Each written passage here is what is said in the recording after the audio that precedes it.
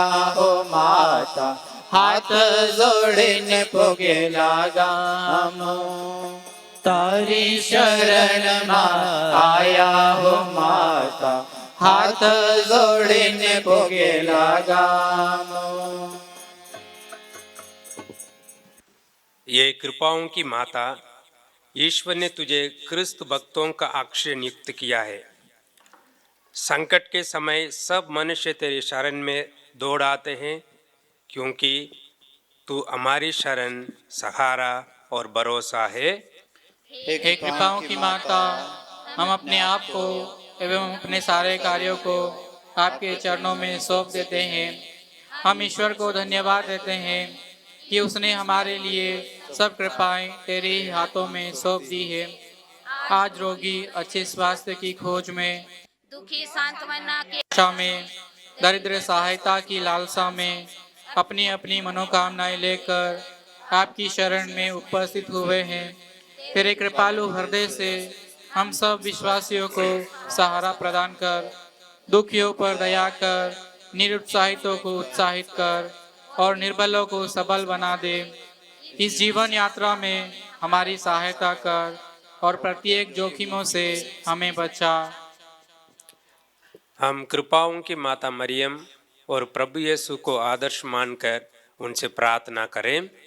हे कृपाओं की माता, तू हमारी चट्टान, हमारी ढाल और हमारा गढ़ है. तेरे कहने पर तेरे पुत्र यीशु ने गलीलिया के काना नगर के विवाह भोज में आपकी आज्ञा का पालन कर अपना पहला चमत्कार किया. इस प्रकार विवाह संस्कार एवं आज्ञाकारिता का आदर्श प्रस्तुत किया. हमारे माता पिता संतान के प्रति अपने कर्तव्य को पूर्ण करें तथा प्रत्येक संतान अपने माता पिता गुरुजनों की आज्ञा माने और उनका सम्मान पूर्ण भावना से आदर करे. यह निष्कलंक कुंवारी आदि पाप के सभी दानों से सुरक्षित, तूने ईश्वर को कभी भी अप्रसन्न नहीं किया. फिर भी ईश्वर ने दुख और कष्टों के द्वारा तेरी परीक्षा ली.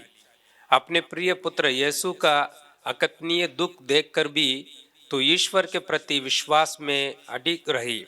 यहाँ उपस्थित सभी विश्वासियों में ईश्वर के प्रति विश्वास जगाने की कृपा मांग ले. हे कृपा से पूर्ण दुलारी माता, हम अपने दैनिक जीवन की कठिनाइयों के लिए सहायता मांगते हैं. परिवार के सदस्य जो नशे एवं बुरी आदतों में फंसे हैं, उन्हें उनसे छुटकारा दिला. परिवार में व्याप्त बैर कलह को दूर कर जो परिवार टूट चुके हैं उन्हें आपस में मिला दे, ताकि सभी एक दूसरे के प्रति आदर और सच्ची धारणा रखें. लालच, ईर्ष्या और अपनी गलती स्वीकार न करने के कारण हम मुक्ति मार्ग से दूर भटक गए हैं. हमारी अज्ञानता को दूर कर और हमें सत्य के मार्ग पर अग्रसर कर पवित्र संस्कारों की प्रतिज्ञाओं से तेरे प्रेम की अग्नि सुलगा दे. यीशु ने हमारे लिए जो कष्ट और अपमानजनक मृत्यु स्वीकार की, वह हमारे हृदयों में पापों के प्रति सच्ची घृणा पैदा करे और हमारा मन इस प्रकार दृढ़ करे कि हम भविष्य में पाप करके तुझे अप्रसन्न न करें. हमें सोचने समझने की दूरदर्शिता दे. हम मन, वचन और कर्म से मानव जाति को दुखी न करें और सत्य अहिंसा के मार्ग पर चलते रहे. मानव जाति में ऐसे मनुष्य है जो ईश्वर को भूलकर केवल अपने स्वार्थ के लिए जीवन जी रहे हैं, आपस में लड़ाई झगड़े करवा रहे हैं, अनेक राष्ट्रों के बीच युद्ध व अशांति फैला रहे हैं. ईश्वर प्रेम और दया का सागर है. हे कृपाओं की माता, हम सभी ईश्वरीय प्रेम के लिए अपने हृदय खोले और उन्हीं की कृपा के द्वारा प्रेम, न्याय और शांति का राज्य इस पृथ्वी पर स्थापित कर सके. निवेदन. ये कृपाओं की माता, हम बच्चों की पुकार सुन और हम पर दया कर. हे कृपाओं की माता, हम बच्चों की पुकार सुन और हम पर दया कर. ये कृपाओं की माता, हमारे धर्म प्रांत की संरक्षिका, हम संपूर्ण धर्म प्रांत को आपके चरणों में समर्पित करते हैं.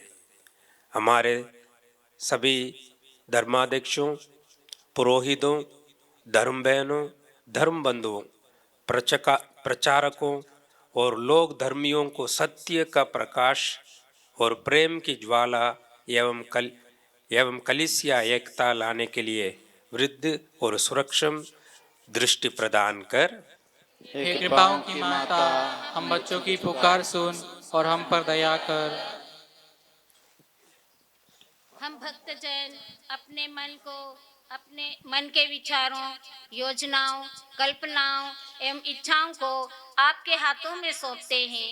यीशु के माध्यम से उन्हें पवित्र कर और प्रार्थनाओं को पूर्ण करने में हमारी सहायता कर।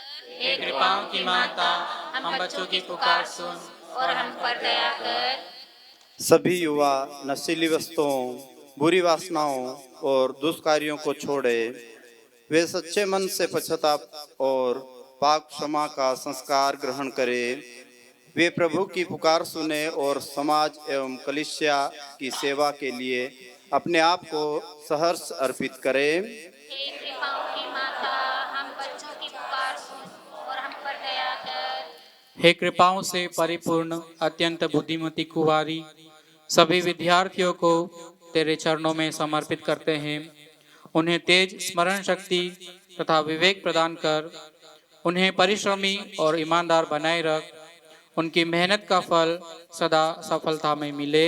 हे कृपाओं की माता, हम बच्चों की पुकार सुन और हम पर दया कर। हे कृपाओं की माता, तू नारियों का आदर्श है।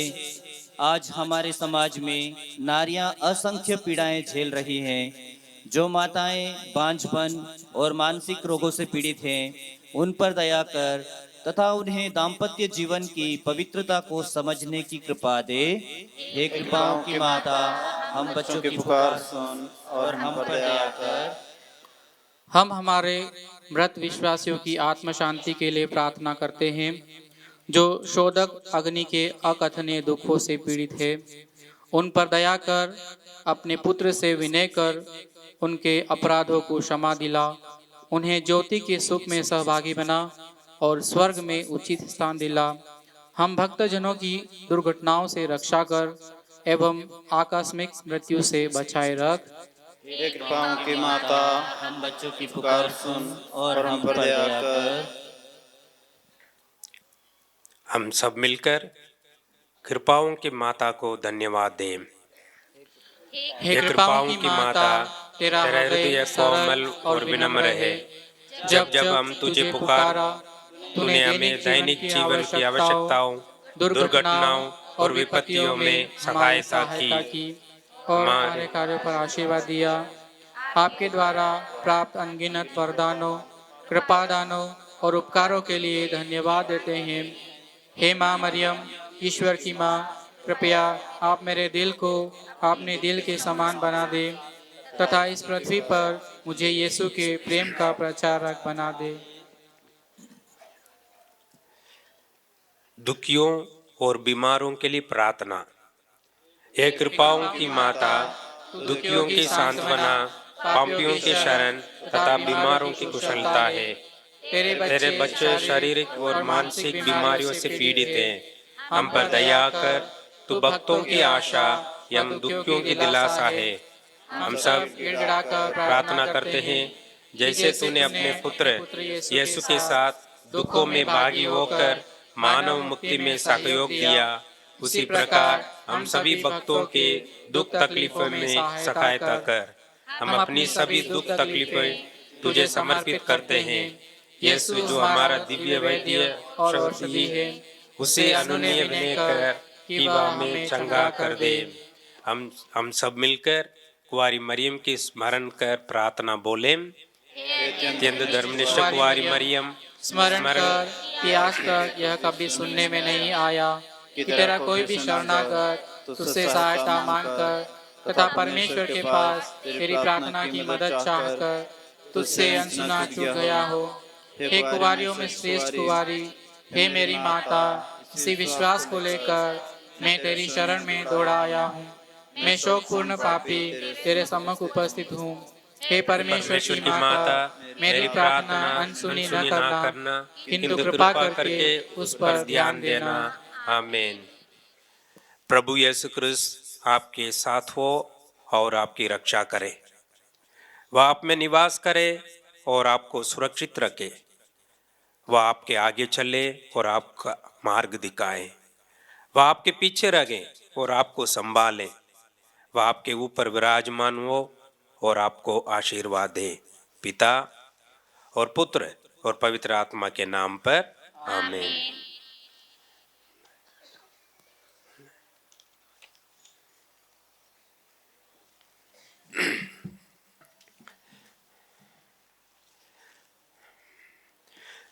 पिता और पुत्र और पवित्र आत्मा के नाम पर आमीन। हमारे प्रभु यीशु क्रिस्त की कृपा, ईश्वर का प्रेम और पवित्र आत्मा का साहचर्य आप सबों को प्राप्त हो। और आपकी आत्मा के साथ। क्रिस्त में प्रिय भाइयों और बहनों और मरियम भक्तों, इस नवीना मिसा बलिदान में भाग लेने के लिए हम सभी यहाँ पर एकत्र हैं। मरियम कृपाओं की माता, निष्कलंक कुंवारी। एक बार माइकल एंजेलो माता मरियम अपने बेटे को गोद में रखे, वो एक स्टैचू बनाया, मूर्ति प्याते बोलते हैं वो स्टैचू को। बनाने के बाद पब्लिक में रखा लोगों को देखने के लिए। तो सभी देखने के लिए आए थे। फिर देखने के बाद एक व्यक्ति उस पर एक कमेंट्री लिखा था। उससे पूछा भी था, ये प्रभु यीशु तो उम्र उसका 33 था, लेकिन उस उम्र से उसका माँ का उम्र उससे कम था। इसलिए उसने पूछा था, ये माँ का उम्र तो उससे कम दिख रहा है, ये कैसे होता है, बच्चे से माँ का उम्र कम है। तो माइकल एंजेलो ने बोला, ये माँ मरियम ये जन्म से ही निष्कलंक थी, निष्पाप थी। जो पाप नहीं करते वो यंग दिखते उम्र में। तो उसने उसको जवाब मिल गया। दूसरा प्रश्न पूछा था, फिर प्रभु ईश्वर का उम्र क्यों ज्यादा उम्र दिख रहा है करके। तो माइकल एंजेलो ने जवाब दिया, ये विश्व इंसान के पापों पूरा अपने ऊपर ले लिया, इसलिए ये माँ का उम्र से भी ज्यादा दिख रहा है। क्रिस्त में प्रिय भाई और बहनों, वास्तव में माँ मरियम निष्कलंक थी। ये बाइबल में बहुत सारे हम उसके लिए बहुत सारे उदाहरण दिया गया है। निष्कलंक कुंवारी माँ मरियम का त्यौहार मनाने के लिए और कृपाओं की माँ त्यौहार बनाने के लिए हम सभी तैयार करने के लिए इधर आए हैं। वास्तव में माँ आखिरी तक निष्कलंक थी, निष्कलंक जन्म लिया, निष्कलंक जीवन जिया है। आज ही हमारे साथ है, हम यही विश्वास करें आखिरी तक हमारे साथ रहेगी। उस विश्वास को और बढ़ाना है। जो विश्वास हमको मिला है उस विश्वास को दूसरों को भी देना है। यही हर एक ईसाई का जीवन है, साक्षी जीवन। हर एक को हम उदाहरण जीवन जीना है। ईसाई के अनुसार, यीशु मसीह के अनुसार जीने वाले हैं। ऐसे जीवन हम दूसरों को देना है। या हम यहाँ से जाते समय रोज मिसा करते हैं, मिसा में भाग लेते, वो जीवन बाहर जाना है। अच्छे से एक साक्षी जीवन के साथ, विश्वास के जीवन के साथ हमको जीना है। आइए इस मिसा बलिदान में भाग ले, अपने कमजोरी के लिए ईश्वर से क्षमा याचना करें और योग्य रीति से भाग लेने के लिए अपने आप को तैयार करें।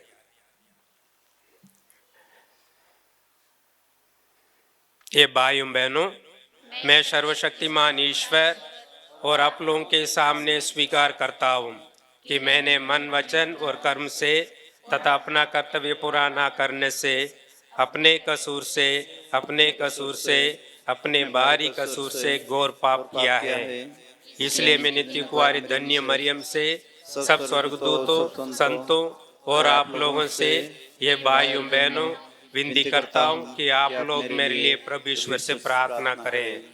सर्वशक्तिमान ईश्वर हम लोगों पर दया करे और हमारे पाप क्षमा कर हमें आनंद जीवन प्रदान करें। आमीन।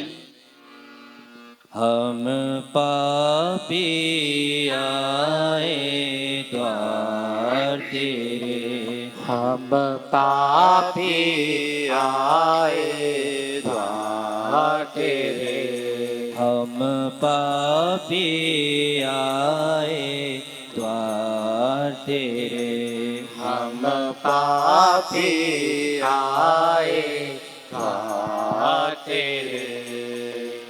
हे प्रभु, हे प्रभु, हे प्रभु दया करो, हे प्रभु, हे प्रभु, हे प्रभु दया करो। कर दो पाप से मुक्त हमें तुम, कर दो पाप से मुक्त हमें तुम, कर दो पाप से मुक्त हमें तुम, कर दो पाप से मुक्त हमें तुम। हे ख्रिस्त, हे ख्रिस्त, हे ख्रिस्त दया करो, हे ख्रिस्त, हे ख्रिस्त, हे ख्रिस्त दया करो। कर दो शांति प्रदान हमें तुम, कर दो शांति प्रदान हमें तुम।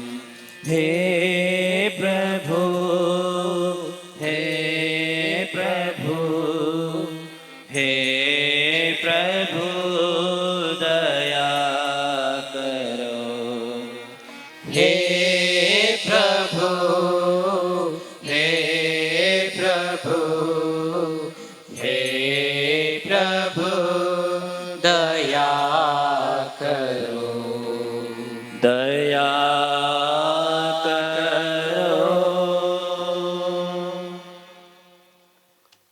राग सरिता गीत नंबर सी।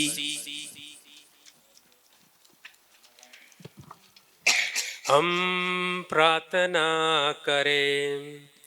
हे प्रभु ईश्वर, तू सदा अपने भक्तों को शरीर तथा मन का स्वास्थ्य प्रदान करता है। नित्य कुंवारी धन्य मरियम की प्रतापी मध्यस्थता द्वारा हम इस जीवन के दुख से मुक्त होकर स्वर्ग का आनंद सुख प्राप्त करें। ऐसी कृपा कर हमारे प्रभु तेरे पुत्र यीशु क्रिस्त के द्वारा, जो तेरे तथा पवित्र आत्मा के संग एक ईश्वर होकर युगानुयुग जीते और राज्य करते हैं। आमीन।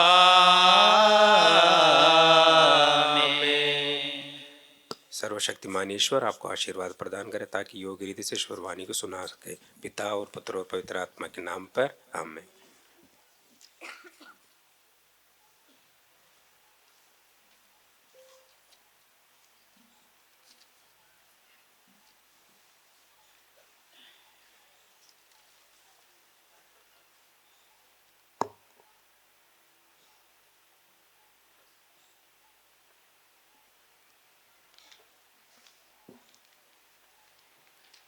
पहला पाठ उत्पत्ति ग्रंथ अध्याय 2 वाक्य 18 से 25। प्रभु उसे आदम के पास ले गया, वे दोनों एक शरीर हो जाएंगे। प्रभु ने कहा, अकेला रहना मनुष्य के लिए अच्छा नहीं, इसलिए मैं उसके लिए एक उपयुक्त सहयोगी बनाऊंगा। तब प्रभु ने मिट्टी से पृथ्वी पर के सभी पशुओं और आकाश के सभी पक्षियों को गढ़ा और यह देखने के लिए कि मनुष्य उन्हें क्या नाम देगा, वह उन्हें मनुष्य के पास ले चला, क्योंकि मनुष्य ने प्रत्येक को जो नाम दिया होगा वही उसका नाम रहेगा। मनुष्य ने सभी घरेलू पशुओं, आकाश के पक्षियों और सभी जंगली जीव जंतुओं का नाम रखा, किंतु उसे अपने लिए उपयुक्त सहयोगी नहीं मिला। तब प्रभु ईश्वर ने मनुष्य को गहरी नींद में सुला दिया, और जब वह सो गया तो प्रभु ने उसकी एक पसली निकाल ली और उसकी जगह को मांस से भर दिया। इसके बाद प्रभु ने मनुष्य से निकाली हुई पसली से एक स्त्री को गढ़ा और उसे मनुष्य के पास ले गया। इस पर मनुष्य बोल उठा, यह तो मेरी हड्डियों की हड्डी है और मेरे मांस का मांस। इसका नाम नारी होगा, क्योंकि यह तो नर से निकाली गई है। इस कारण पुरुष अपने माता पिता को छोड़ेगा और अपनी पत्नी के साथ रहेगा, और वे दोनों एक शरीर हो जाएंगे। वह मनुष्य और उसकी पत्नी दोनों नंगे थे, फिर भी उन्हें एक दूसरे के सामने लज्जा का अनुभव नहीं होता था। यह प्रभु की वाणी है।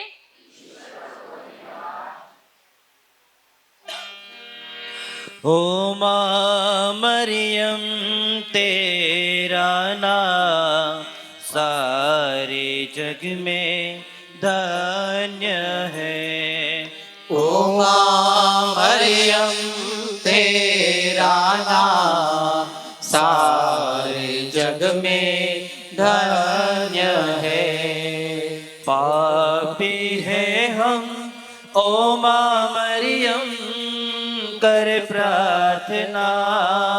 पापी है हम ओ माँ मरियम कर प्रार्थना। तेरी दया से ले जाए नैया पापों के पार। तेरी दया से ले जाए नैया पापों के पार। ओ माँ मरियम तेरा नाम सारे जग में धन्य है। ओ माँ मरियम तू ही माँ भगवान की। ओ माँ मरियम तू ही माँ भगवान की। सच्चे हृदय से तेरी प्रशंसा करता संसार। सच्चे हृदय से तेरी प्रशंसा करता संसार। ओ माँ मरियम तेरा नाम सारे जग में धन्य है।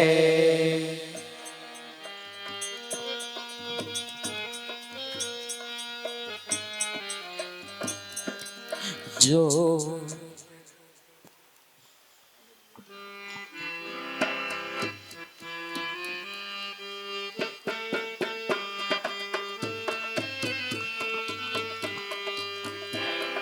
यही दिवस है जिसे बनाया प्रभु ने हाथों से। प्रसन्न मन से खुशी मनावे, नाचे गावे तन मन से। Hallelujah hallelujah. नाचे गाए तन मन से, खुशी मनावे तन मन से। यही दिवस है जिसे बनाया प्रभु ने अपने हाथों से। Hallelujah hallelujah. प्रभु आप लोगों के साथ हो। और आपकी आत्मा के साथ। संत मार्कुस के अनुसार पवित्र सुसमाचार। हे प्रभु तेरी महिमा हो। अध्याय 7 पद संख्याएं 24 से 30 तक। वहां से विदा होकर यीशु तीरूस और सीदोन प्रांत चले गए। वहां वह किसी घर में ठहरे और यह चाहते थे कि किसी को इसका पता ना चले, किंतु वह अज्ञात नहीं रह सके। एक स्त्री ने जिसकी छोटी लड़की को अशुद्ध आत्मा लगा था, तुरंत ही इसकी चर्चा सुनी और वह उनके पास आकर उनके चरणों पर गिर पड़ी। वह स्त्री गैर यहूदी थी, वह तो जन्म से शुरू फिनीकी थी। उसने यीशु से विनती की कि वह उसकी बेटी से अबदूत को निकाल दें। यीशु ने उससे कहा, पहले बच्चों को तृप्त हो जाने दो। बच्चों की रोटी लेकर पिल्लों के सामने डालना ठीक नहीं है। उसने उत्तर दिया, जी हाँ प्रभु, फिर भी पिल्ले मेज के नीचे बच्चों की रोटी का चूर खाते ही हैं। इस पर यीशु ने कहा, जाओ, तुम्हारे ऐसा कहने के कारण अबदूत तुम्हारी बेटी से निकल गया है। अपने घर लौटकर उसने देखा कि बच्ची खाट पर पड़ी हुई है और अबदूत उसमें से निकल चुका है।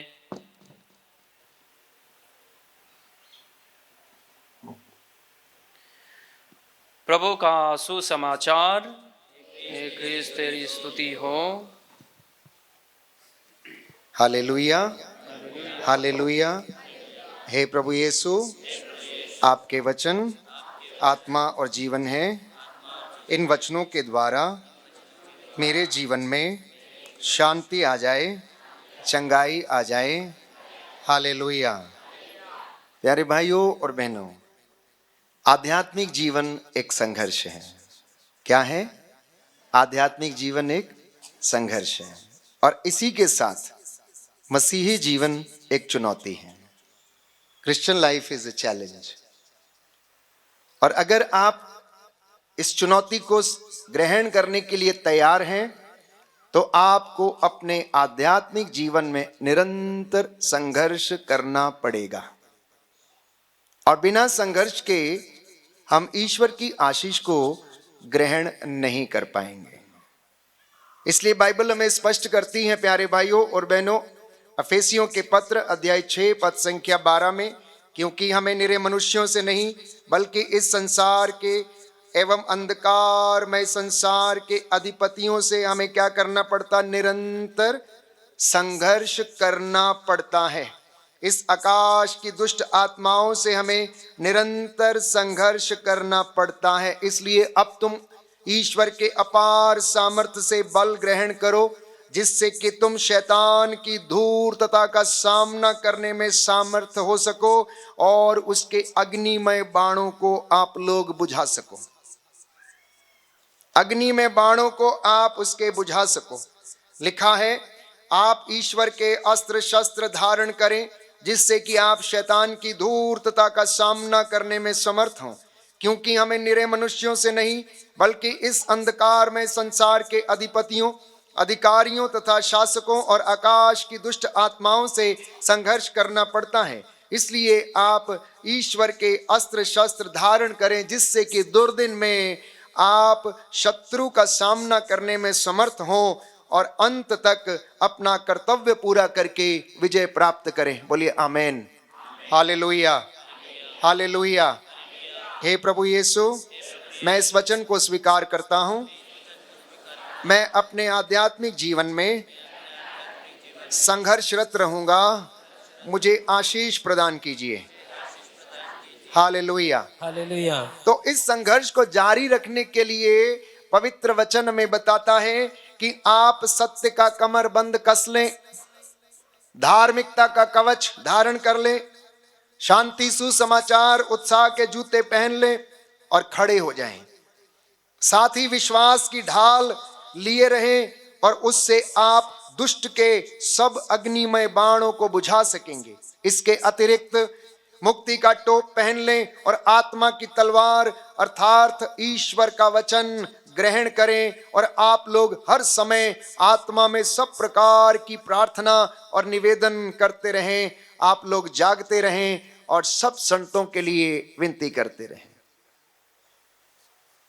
प्रभु ने यह वचन दिया प्यारे भाइयों और बहनों, और मैं इस वचन को मां मरियम के जीवन के साथ जोड़कर जब देखता हूं तो माता मरियम का जीवन आसान नहीं था। उनका जीवन बचपन से लेकर संघर्ष में था। उसके माता पिता अन्ना और जोआकिम, जिनको लगभग बुढ़ापे में मरियम के रूप में एक संतान मिली, उस संतान को उन्होंने संहिता की शिक्षा दी, विश्वास के अनुसार उसका पालन पोषण किया और परमेश्वर की विधि के अनुसार वह निष्कलंक रखी गई। क्योंकि परमेश्वर, मैं समझता हूं, अन्ना और जोआकिम की धार्मिकता से बड़ा प्रभावित हुआ। उनकी धार्मिकता उनके आगे आगे चलती थी, इसलिए मां मरियम को उनकी गोद में उसने डाल दिया और अपनी विधि को आगे बढ़ाने के लिए, इस सृष्टि को प्यारे भाइयों और बहनों आजाद करने के लिए, पाप की दास्ता से आजाद करने के लिए उसने मां मरियम को अन्ना और जोआकिम के घर से चुन लिया। मां मरियम के विषय में यदि आप पढ़ें तो आपको पता चलेगा प्यारे भाइयों और बहनों कि यहूदी प्रथा के अनुसार मैं समझता हूं कि उसके माता पिता ने उसको शिक्षा दी और उसे मंदिर में लगातार लेकर गए होंगे। उसे अवश्य, क्योंकि पुराने जमाने में यहूदियों को तौरा पढ़ाया जाना अनिवार्य था। वे लोग पंच ग्रंथ की शिक्षा को ग्रहण करते थे और उस पंच ग्रंथ की शिक्षा में इजराइलियों के प्रति किए गए ईश्वर के जो उपकार थे सभी लोगों को बताए जाते थे। और मैं समझता हूं कि यह छोटी बालिका मां मरियम अपने माता पिता से यह शिक्षा को जरूर ग्रहण करती होगी और उसके अंदर यह विश्वास उत्पन्न होता रहा होगा। और इतना ही नहीं, क्योंकि वह परमेश्वर की ओर से थी इसलिए उसने अपने धार्मिकता को बनाए रखा और विश्वास में परिपूर्ण होती गई। वो युवती ही थी कि जब परमेश्वर का वचन गैब्रियल दूत के द्वारा उसे सुनाया गया, प्रणाम प्रभु की कृपा पात्री, प्रभु आपके साथ है, पवित्र आत्मा आप पर उतरेगा, उसके अनुग्रह की छाया आप पर पड़ेगी, आप एक पुत्र जनेंगी, उसका नाम ईसा रखेंगी, जिसका अर्थ है इमैनुएल अर्थात ईश्वर हमारे साथ है। तो प्यारे भाइयों और बहनों, ये बालिका असमंजस में पड़ जाती है और कहने लगती है कैसे संभव है, ये कैसे हो सकता है, मेरा तो पुरुष से संसर्ग नहीं है।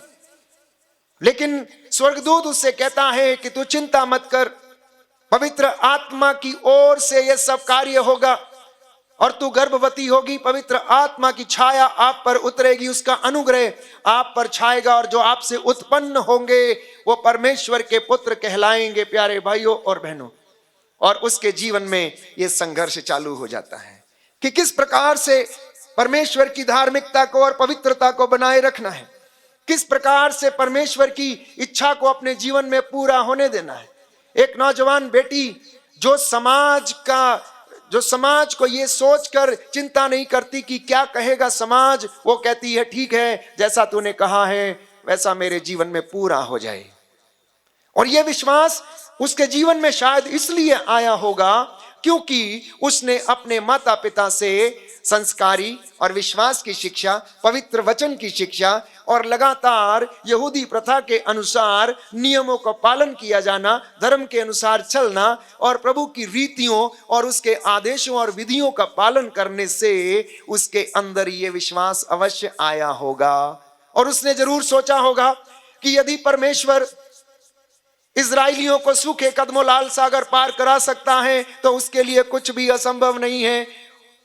वो मेरे गर्भ में प्यारे भाइयों और बहनों ये कार्य पवित्र आत्मा के द्वारा कर सकता है, ये उसका विश्वास रहा होगा।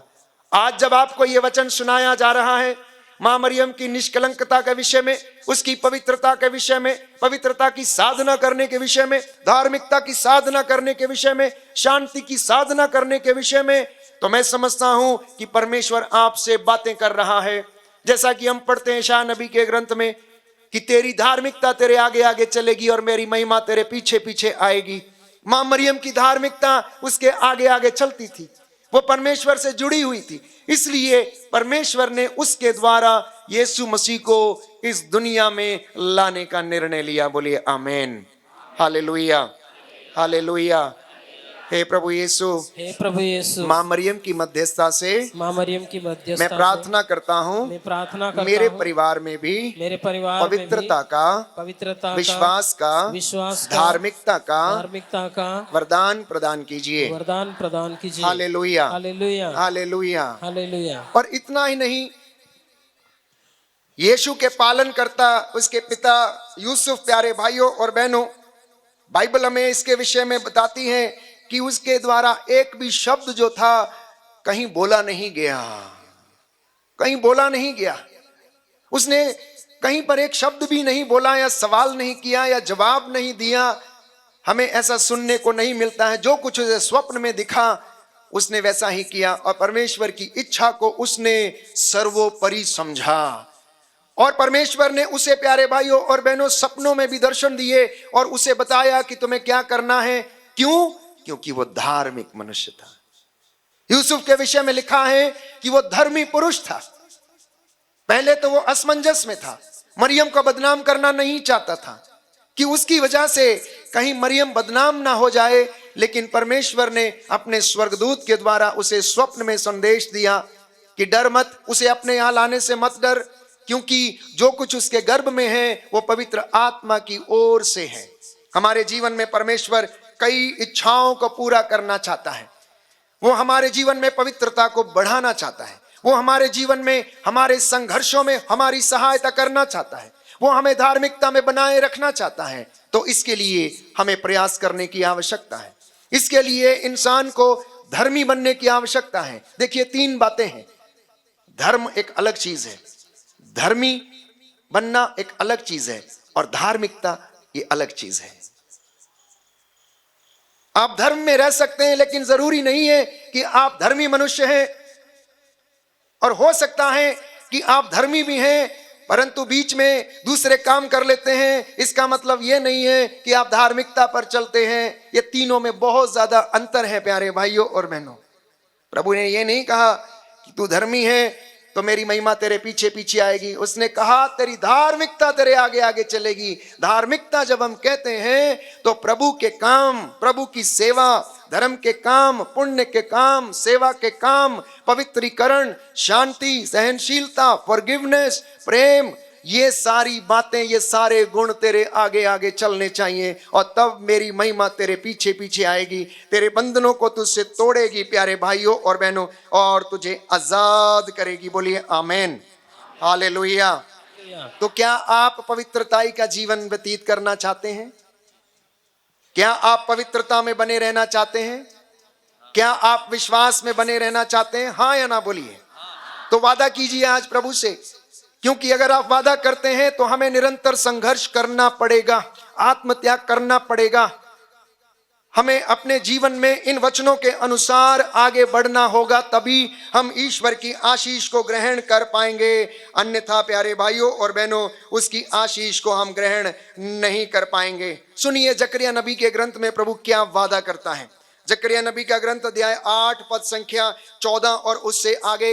विश्वमंडल का प्रभु यह भी कहता है, तुम्हारे पूर्वजों के दुष्कर्मों के कारण से तंग आकर जैसे मैंने तुम्हारा अनिष्ट करने का निश्चय किया था, यह विश्व मंडल के प्रभु की वाणी है, और अपने निश्चय पर मैं अटल रहा, वैसे ही अब मेरा दूसरा लक्ष्य है। कहता है तुम्हारे पापों के कारण, तुम्हारे पूर्वजों की गलत रीतियों के कारण, उनके असंख्य पापों के कारण मैंने उनका सर्वनाश करने का निश्चय कर लिया था। यह मेरा पहला लक्ष्य था, लेकिन अब मेरा एक दूसरा लक्ष्य है और प्रभु आपको सुनाना चाहता है। उसका दूसरा लक्ष्य क्या है? सुनिए, इस वर्तमान काल में that means in present time, इस वर्तमान काल में मैं यरूशलेम और यूदा के घराने पर आशीर्वाद बरसा दूंगा, तुम मत डरना। यरूशलेम इज़राइल में प्यारे भाइयों और बहनों, लेकिन जीता जागता हुआ यरूशलेम आप लोग हैं, जीते जागते हुए इज़राइलाइट्स आप लोग हैं, जीते जाती हुई चुनी हुई प्रजा आप लोग हैं। ये वादा आज आपसे किया जा रहा है, क्योंकि ये जिस जगह पर वचन खड़ा होके बोला जाता है उस जगह के लिए, उन जगह के लोगों को संबोधित करता है प्यारे भाइयों और बहनों। इसलिए आज वर्तमान काल में, एट प्रेजेंट दिस टाइम, इस वक्त इस समय पर प्रभु कहता है मैं अपना दूसरा वादा, एक दूसरा लक्ष्य इनके साथ पूरा करने जा रहा हूं, और मेरा दूसरा लक्ष्य है कि मैं इन्हें आशीर्वाद प्रदान करूंगा, इन्हें चंगा करूंगा, इनके बंधनों से इन्हें आजाद करूंगा। ये मेरी चुनी हुई प्रजा है, मैं इनसे प्रेम करता हूं, मैं इनके आगे आगे चलूंगा, मेरा स्वर्गदूत इनके आगे आगे चलेगा। तुम मत घबराना, तुम मत डरना, मैं तुम्हारे साथ हूं, संसार के अंत तक मैं सदा तुम्हारे साथ हूं। मत्ती का सुसमाचार अध्याय 28 पद संख्या 20, मैं संसार के अंत तक सदा तुम्हारे साथ हूं। लेकिन उसके साथ एक शर्त रखता है। अगला वचन यदि आप पढ़ेंगे तो आगे लिखता है कि मैं तुम्हें आशीर्वाद दूंगा, लेकिन मेरी बात सुनो, तुम्हारे ये कर्तव्य हैं, तुम्हारे ये कर्तव्य हैं, एक दूसरे से सत्य बोलना, तुम्हारे न्यायालयों के निर्णयों से शांति की स्थापना हो जाए, एक दूसरे के प्रति दुर्भावना मत बनाए रखना, झूठी शपथ मत खाना, इन सबों से मुझे घृणा है, ये प्रभु की वाणी है, कहता है। तब मैं तुम्हें आशीर्वाद दूंगा। झूठ नहीं बोलना, दुर्भावना बनाए मत रखना, एक दूसरे से प्रेम करना, एक दूसरे को क्षमा करना, झूठी शपथ मत खाना, कहता है इन सब बातों से मुझे सख्त घृणा है, और यह परमेश्वर की वाणी है। विश्वमंडल का प्रभु ये कहता है कि विश्वमंडल का प्रभु ये कहता है, चौथे, पांचवें, सातवें और 10वें महीने के उपवास व्रत यूदा के घराने के लिए अब हर्षो उल्लास और आनंद के पर्व हो जाएंगे। अतः सत्य और शांति से प्रेम रखना। बोलिए आमेन, हालेलुया। हे प्रभु, मैं ये वचन स्वीकार करता हूँ, मैं सत्य और शांति से, मैं सत्य और शांति से प्रेम रखूंगा, प्रेम रखूंगा। आमेन, आमेन। और कहता है यदि तुम ऐसा करोगे तो देखो क्या होने वाला है। विश्वमंडल का प्रभु ये कहता है, राष्ट्र तथा महानगरों के निवासी फिर आएंगे। क्या करने के लिए? वचन सुनने के लिए।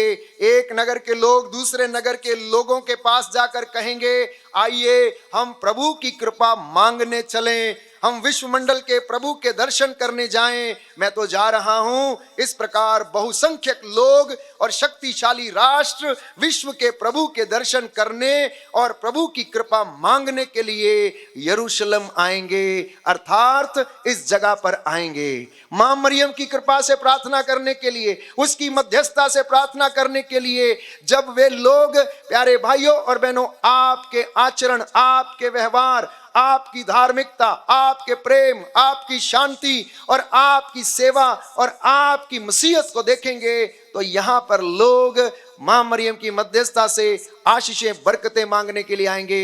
ये आज का वचन है और ये आपके लिए है, आपके परिवार के लिए है। प्रभु कहता है, डरना मत, तेरी धार्मिकता तेरे आगे आगे चलने दे और मेरी महिमा तेरे परिवार में, तेरे जीवन में, तेरे पीछे पीछे आती रहेगी। बोलिए आमेन। तो मां मरियम का जीवन ऐसा ही था, मां मरियम का जीवन ऐसा ही था, संघर्षरत था शुरू से लेकर अंत तक, कलवरी के रास्ते तक। प्यारे भाइयों और बहनों, इतना ही नहीं, मां मरियम जिसको परमेश्वर ने ये संतान दी, पवित्र आत्मा के रूप में उनके गर्भ में आई और वो उसको लेकर मंदिर में जाती है। सिमयोन वहां से भविष्यवाणी करता है और कहता है कि एक तलवार तेरे हृदय को आर पार भेदेगी। ये बच्चा जिसे तू लाई है, जिसे तू समर्पण कर रही, बहुतों के उत्थान और पतन का कारण बनेगा। और मां का हृदय, प्यारे भाइयों और बहनों, तार तार हो जाता है, तार तार हो जाता है कि परमेश्वर ने एक संतान दी है और उसके कारण उसे इतना दुख मिलेगा, लेकिन वो शांत रहती है। उसके दुख की कोई सीमा नहीं थी। प्यारे भाइयों और बहनों, कलवरी के रास्ते में जब वो चली जा रही थी और अपने जवान बेटे को देखती है कि क्रूस के बोझ के नीचे दबा हुआ है, और तब उसे याद आता है कि सिमियोन ने जो भविष्यवाणी की थी वो पूरी हुई है, क्योंकि वो उसे कुछ सहायता करना चाहती थी, लेकिन वो चाह कर भी ऐसा नहीं कर पाई। मंदिर में यीशु जब 12 वर्ष का तक हो गया तो अपार दुख प्यारे भाइयों और बहनों उसके जीवन में आया। इतना ही नहीं, यीशु ने कहा कि आपको मालूम नहीं था कि मैं अपने पिता के घर में हूं। एक और सदमा उसे लगा कि बेटा इस तरीके की बात कर रहा है। इतना ही नहीं, उसके जीवन में कष्ट ही कष्ट था, लेकिन उसने अपनी धार्मिकता, पवित्रता और निष्कलंकता को बनाए रखा। आज मसीहों से यही अपेक्षा की जाती है। तो मां मरियम हमारे लिए पवित्रता का उदाहरण है। मां मरियम हमारे लिए विश्वास का उदाहरण है। मां मरियम हमारे लिए एक अच्छी गृहिणी का उदाहरण है। मां मरियम प्यारे भाइयों और बहनों पिता की सेवा में, उसकी आज्ञा में बनी रही और ईश्वर की बातों को अपने जीवन में पूरा करने के लिए सदा हां कहती रही। वो इस बात में हमारे लिए एक उदाहरण है। मां मरियम जो शिष्य के रूप में, यीशु मसीह उसका बेटा था, लेकिन फिर भी वो शिष्या के रूप में उनके साथ रही। उसने कभी क्लेम नहीं किया। काना के विवाह में जब उसने कहा बेटा इनके घर में अंगूरी समाप्त हो गई, तो बेटा कहने लगा कि इससे तुझे और मुझे क्या, मेरा अभी समय नहीं आया है। इससे तुझे और मुझे क्या, मेरा अभी समय नहीं आया। और कहने लगी ये जैसा कहे वैसा करते जाना। और वहां पर पानी मटके रखे हुए थे, 6 मटके रखे हुए थे। प्रभु ने उनसे कहा कि पानी इनको भर दो और उसके बाद उसमें से निकाल के उनको दे दो। प्यारे भाई और बहनों, ये परमेश्वर के चमत्कार हैं। आज्ञाकारिता, ओबीडियंस प्रोटेक्ट्स, इंग्लिश में कहते हैं ओबीडियंस प्रोटेक्ट्स। आज्ञाकारिता हमें बचाती है। मां मरियम ईश्वर के प्रति आज्ञाकारी रही। यीशु मसीह पिता परमेश्वर का आज्ञाकारी रहा। बाइबल हमें बताती है क्रूस के अंतिम क्षणों तक वो आज्ञाकारी रहा और उसके द्वारा परमेश्वर ने उसे स्वर्ग राज्य में अपने दाहिने विराजमान होने का अधिकार दिया। Hallelujah, hallelujah. यीशु की स्तुति हो, यीशु को धन्यवाद, यीशु की आराधना हो, यीशु की महिमा हो, यीशु को धन्यवाद। हे प्रभु यीशु, आपके वचन आत्मा और जीवन है। इन वचनों के द्वारा मेरे जीवन में पवित्रता आ जाए, शांति आ जाए, चंगाई आ जाए। Hallelujah, hallelujah. तो आध्यात्मिक जीवन मैंने कहा एक संघर्ष है, और यदि आप ये संघर्ष करने के लिए तैयार नहीं हैं तो बहुत जल्दी हार जाएंगे। यीशु ने अपने आध्यात्मिक जीवन में लगातार संघर्ष किया। हर दिन सुबह उठते थे, शाम को, रात को आदत के अनुसार पहाड़ी पर जाकर पिता से गुफ्तगू किया करते थे, बातचीत किया करते थे। कितना भी थका हारा होता था, लेकिन रात को, शाम को आदत के अनुसार, बाइबल कहती है ईसा आदत के अनुसार रात को पहाड़ी पर प्रार्थना करने के लिए गए। क्या करने के लिए? ऊर्जा लेने के लिए, चार्ज होने के लिए। कल दूसरे दिन क्या करना है, संघर्ष कैसा होगा, उसके लिए कृपा मांगने के लिए गए। ऐसा लगता है उनकी जीवन को देखकर जैसे हमारा मोबाइल हम सुबह को चार्ज करते हैं, शाम को खत्म हो जाता है, रात को फिर उसे चार्जिंग में लगाते हैं। यीशु मसीह भी पिता ईश्वर से ऐसे ही सामर्थ्य प्राप्त करने के लिए जाता था। और मैं ये विश्वास करता हूं कि उनकी जब गुफ्तगू अर्थात जो बातें परमेश्वर से हुआ करती हैं होंगी, या वो प्रार्थना किया करते होंगे जैसे आप और मैं करते हैं, तो वो कहते होंगे पिता कल गेरासीन में एक अब्दूतग्रस्त को चंगा करना है, कल वहां मेरा सामना इससे होगा, आप वहां पर रहना, मेरी सहायता करना, आप दूतों को भेजना, वहां पर स्वर्गदूत मिखाइल तलवार लेकर हमारी रक्षा करेगा। कल मैंने जेरुस के घर में जाना है, वहां पर उसकी बेटी मर गई होगी, उसे जिलाना है। नाइम के विधवा के बेटे को चंगा करना है। कल मुझे फरीसियों और शास्त्रियों का सामना करना पड़ेगा, उस वक्त मुझे बोलने के लिए शब्द देना। मैं समझता हूं कि यीशु इस तरह से पिता से बातें करता होगा, क्योंकि उनके अंदर एक मानवीय स्वभाव था, और उस मानवीय स्वभाव के कारण यह उनके लिए स्वाभाविक था कि पिता से शक्ति मांगना, पिता से बातें करना, पिता से पूछना कि कल मैं क्या करूं, मैं यहां जाऊं या ना जाऊं, कल ये काम करूं या ना करूं, कल ऐसा होगा या नहीं होगा, कल 5000 लोगों को खिलाना ये कैसे होगा। तो मैं समझता हूं कि जब वो आदत के अनुसार पिता से मिलने के लिए, प्रार्थना करने के लिए जाते थे, तो वो ऊर्जा से भरकर आते थे और दूसरे दिन चिन्ह और चमत्कार किया करते थे। प्यारे भाइयों और बहनों, ये उनकी प्रार्थना का असर था, ये उनका एक संघर्ष था। इतना ही नहीं, क्रूस को उठाने से पहले गेत्सेमनी बाग में बाइबल हमें बताती है प्यारे भाइयों और बहनों की उनका पसीना जो था खून के समान बहा। इब्रानियों के पत्र अध्याय 5 पद संख्या 7 में हम पढ़ते हैं कि वे पुकार पुकार कर, आंसू बहा बहा कर प्रार्थना कर रहे थे। क्या कर रहे थे?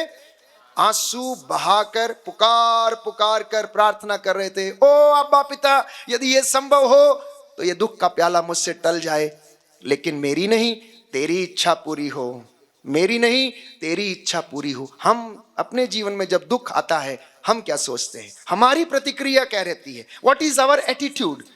हमारा एटीट्यूड कैसा रहता है? दुख में, विपत्ति में, कष्ट में, परेशानी में क्या हम कोसते हैं अपने आप को, या अपने भाग्य को, या परिस्थितियों को कोसते हैं, या अपने भाई बहनों को, या अपने अधिकारियों को? हमारा प्रत्युत्तर क्या रहता है? हम परमेश्वर से किस तरीके की प्रार्थना करते हैं? प्यारे भाइयों और बहनों, ये प्रभु हमें सिखाता है। तो मैंने कहा कि आध्यात्मिक जीवन एक संघर्ष है। Spiritual life is a struggle my dear brothers and sisters, और ये हमारे व्यवहारिक जीवन पर निर्भर करती है। मैंने 3 बातें आपको कही।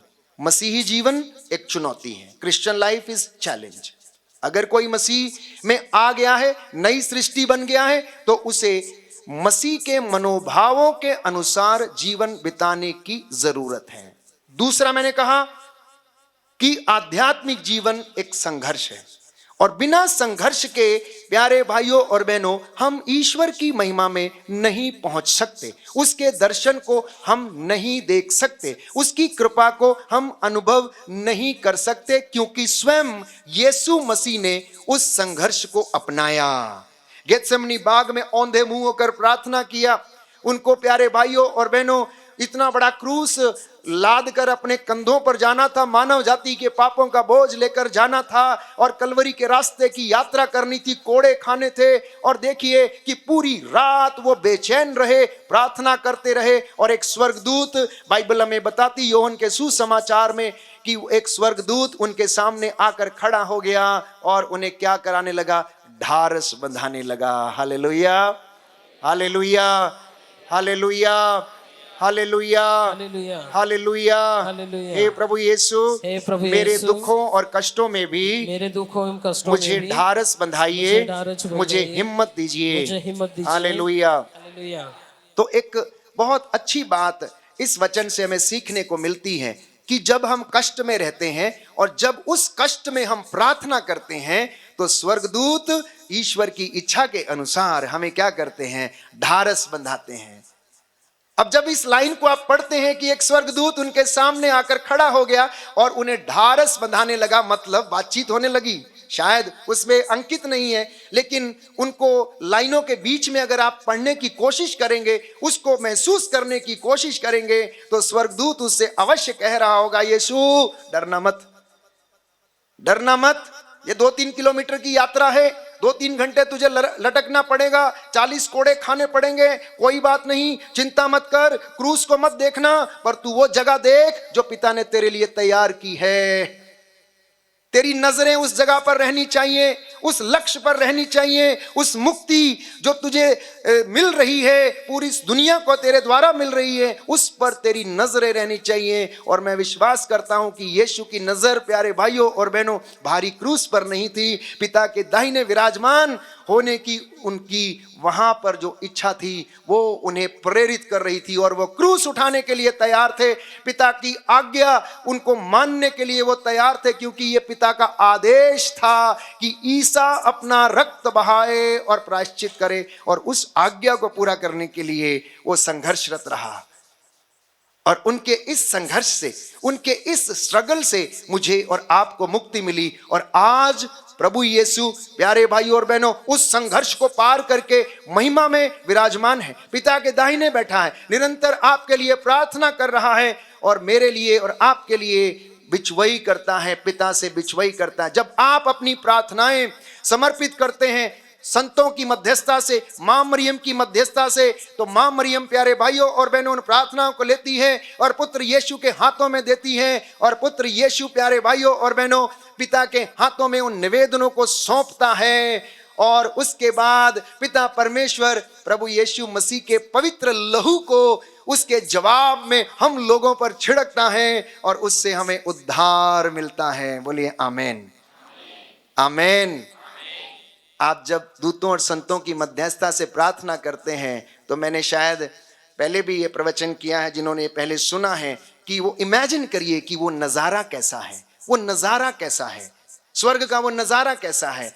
इधर प्यारे भाइयों और बहनों पिता परमेश्वर, दाहिने पुत्र, और उनके सामने माता मरियम और दूत और संतगण, हर व्यक्ति अपनी अपनी इच्छा के अनुसार जिनको जो संत अच्छा लगता है वो प्रार्थना करते हैं उनकी मध्यस्थता से। तो हमारी प्रार्थनाएं प्यारे भाइयों और बहनों वो पिता तक पहुंचती हैं मां मरियम की मध्यस्थता से, पुत्र यीशु के द्वारा, और पिता परमेश्वर उसका जवाब देता है, आशीष देता है, बरकत देता है, जब वो यीशु मसीह का पवित्र लहू अपने लोगों पर छिड़कता है, जिससे कि हम शुद्ध हुए हैं। हम प्रार्थना करेंगे प्यारे भाइयों और बहनों, ये वचन हमारे जीवन में आशीष प्रदान करें। इसलिए प्रभु का वचन हमें याद दिलाता है, शोक गीत अध्याय 2 पद संख्या 18 और 19, कि तुम सारे हृदय से प्रभु को पुकारो, तुम्हारे आंसू रुके नहीं, बहते रहें, और वो दिन रात नदी की तरह बहते रहें। परमेश्वर आपको पवित्रता का वरदान दे और आध्यात्मिक संघर्ष में बने रहने की कृपा दे, आपकी धार्मिकता आगे आगे चले, पवित्रता में जीवन बिता सकें। आमीन। तन मन धन सब अर्पण है तव चरणों में प्रभु, जीवन अपना लाए ग्रहण करो हे प्रभु। तन मन धन सब अर्पण है तव चरणों में प्रभु, जीवन अपना लाए ग्रहण करो हे प्रभु।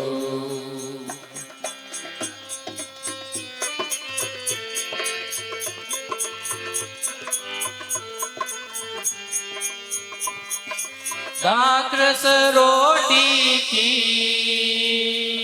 भेंट चढ़ाते हैं, यीशु मसीह के संग हर्षित आते हैं।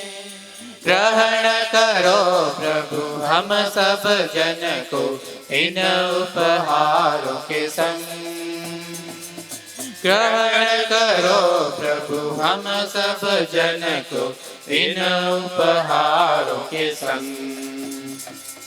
तन मन धन सब अर्पण है तब चरणों में प्रभु, जीवन अपना लाए ग्रहण करो हे प्रभु। भाई बहनों प्रार्थना कीजिए कि सर्वशक्तिमान पिता ईश्वर मेरा और आप लोगों का बलिदान ग्रहण करें। प्रभु अपने नाम की स्तुति तथा महिमा के लिए और हमारा तथा अपनी समस्त पवित्र कलीसिया के लाभ के लिए आपके हाथों से यह बलिदान स्वीकार करे।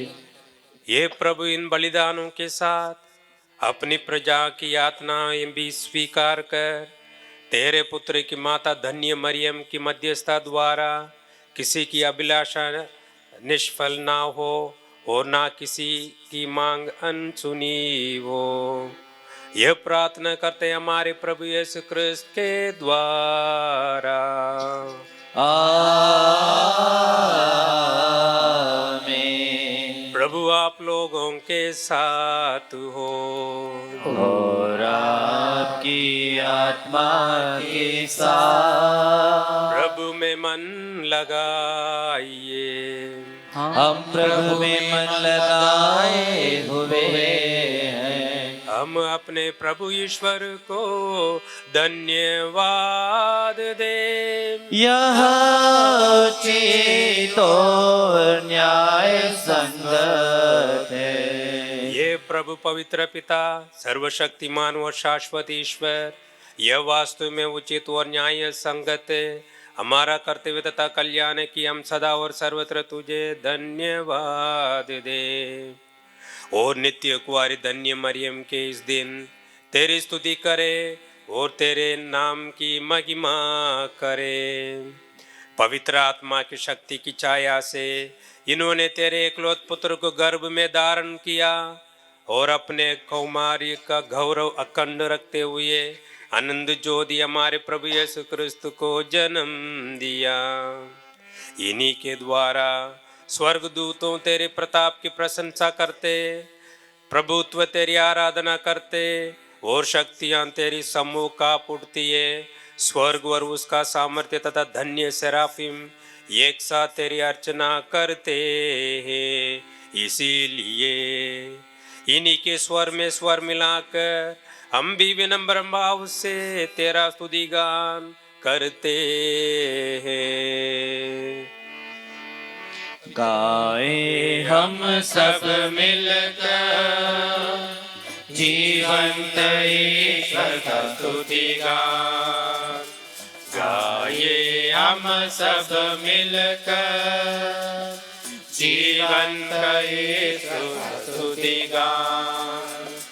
पवित्र है परमेश्वर, पवित्र है सर्वशक्तिमान, पवित्र है परमेश्वर, पवित्र है सर्वशक्तिमान, पवित्र है अमर ईश्वर।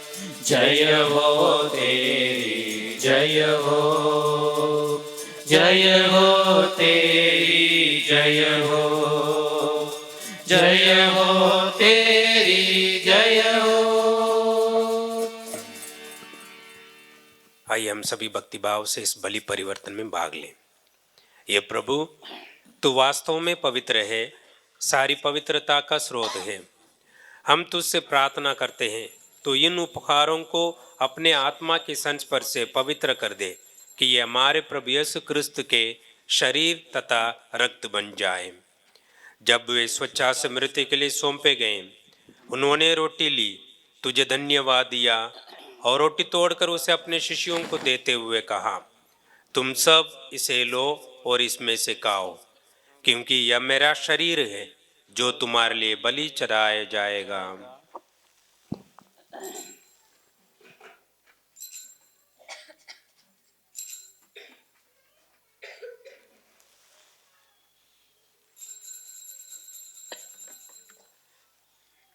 इसी बांदी भोजन के बाद उन्होंने कटोरा लिया, तुझे धन्यवाद दिया और उसे अपने शिष्यों को देते हुए कहा, तुम सब इसे लो और इसमें से पियो, क्योंकि यह मेरे रक्त का कटोरा है, नवीन और आनंद व्यवस्थान करक, जो तुम्हारे और बहुतों के पापों की क्षमा के लिए बगाया जाएगा।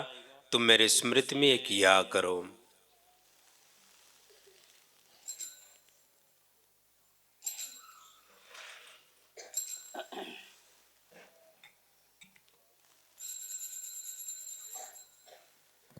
विश्वास का रहस्य।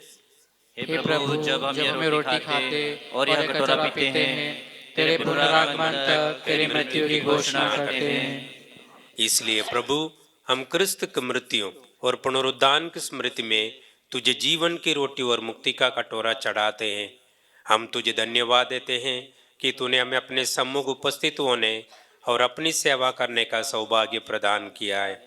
हमारा नम्र निवेदन है कि हम सब क्रिस्त का शरीर और रक्त ग्रहण करके पवित्र आत्मा के द्वारा एकता के सूत्र में बंधे रहे।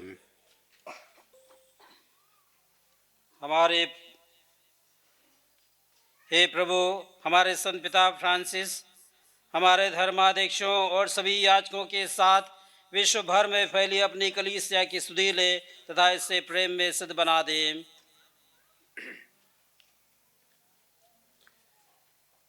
हमारे उन भाई बहनों की भी सुधि ले जो पुनरुत्थान की आशा में परलोक सिधार चुके हैं। उन्हें और सभी मृतकों को अपने दर्शन का सौभाग्य प्रदान कर हम सब पर दया दृष्टि डाल कि हम भी अनंत जीवन के सहभागी बने और ईश्वर की माता धन्य कुंवारी मरियम, उनके वर धन्य यूसुफ, धन्य प्रेरितों तथा सब संतों के साथ जो युग युग में तेरे प्रति विश्वस्त बने रहें, तेरी स्तुति और महिमा कर सकें, तेरे पुत्र यीशु ख्रीस्त के द्वारा।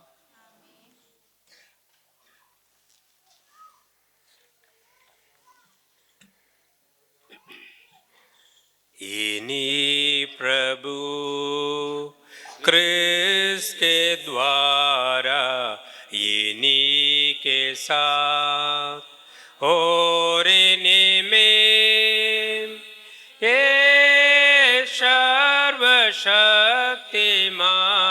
पिता परमेश्वर पवित्र आत्मा के साथ सारा गौरव तथा सम्मान युगान युग तेरा ही है।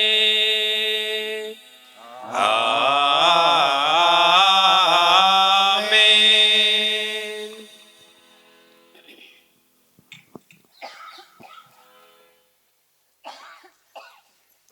आइए हम सभी खड़े हो जाएंगे।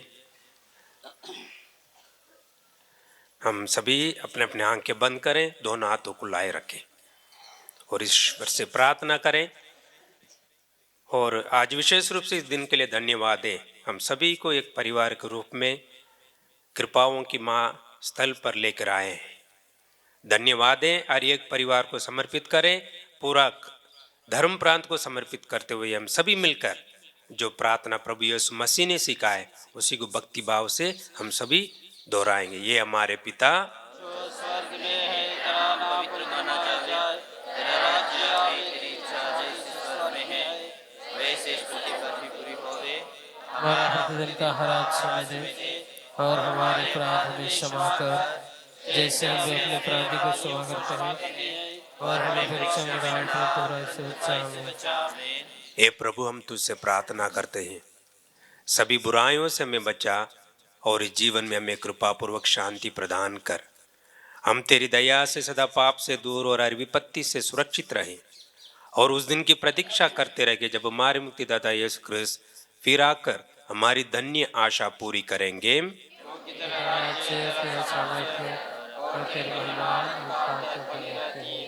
हे प्रभु यीशु ख्रिस्त ने अपने प्रेरितों से कहा है, मैं तुम्हारे लिए शांति छोड़ जाता हूँ, अपनी शांति तुम्हें प्रदान करता हूँ।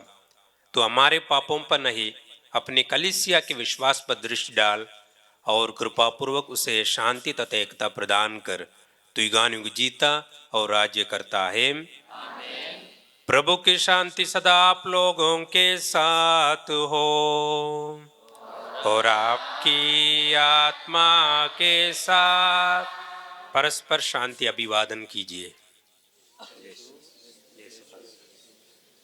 ईश्वर के मेमने आप संसार के पाप हर लेते हैं, हम पर दया कर। हे ईश्वर के मेमने आप संसार के पाप हर लेते हैं, हम पर दया कर। हे ईश्वर के मेमने आप संसार के पाप हर लेते हैं।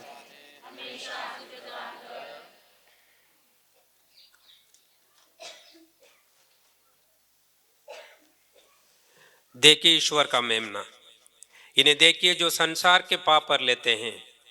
धन्य वे जो मेमने के बोझ में बुलाए गए हैं।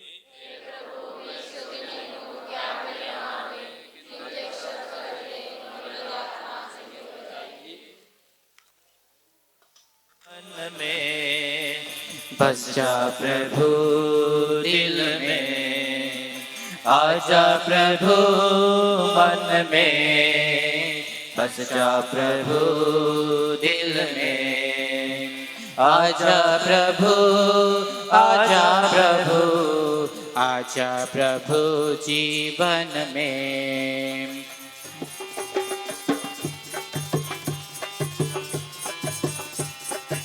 ऊपर है जग के फैले जालों में, उलझ गए हैं कितने स्वार्थ के जंजालों में।